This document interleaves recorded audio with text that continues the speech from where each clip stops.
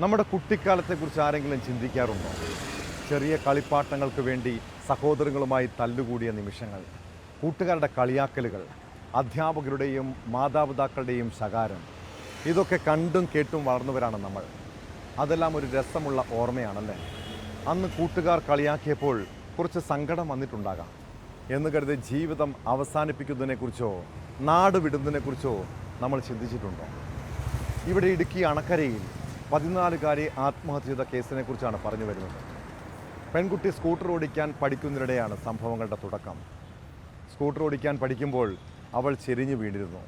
ഇത് കണ്ട കൂട്ടുകാർ അവളെ കളിയാക്കി. അതിൻ്റെ മനോവിഷമത്തിൽ അണക്കര സ്വദേശിനി പൗളിൻ എന്ന പെൺകുട്ടി കിടപ്പുമുറിയിൽ തൂങ്ങി മരിക്കുകയായിരുന്നു. ഇപ്പോഴത്തെ കുട്ടികൾ ഇങ്ങനെയാണ്. നിസ്സാര പ്രശ്നങ്ങളുടെ പേരിൽ മനസ്സ് പതറും. എന്നാൽ മറ്റുള്ളവരുടെ പരിഹാസവും കളിയാക്കലുമൊക്കെ ഒരു വെല്ലുവിളിയായി ഏറ്റെടുക്കണം. അങ്ങനെ ഇന്ന് കളിയാക്കിയവരെ കൊണ്ട് നാളെ കൈയടിപ്പിക്കാനാണ് ശ്രമിക്കേണ്ടത്. ഇതോടെ പോലീസ് പെട്രോൾ പൂർണ്ണമാകുന്നു. നമസ്കാരം.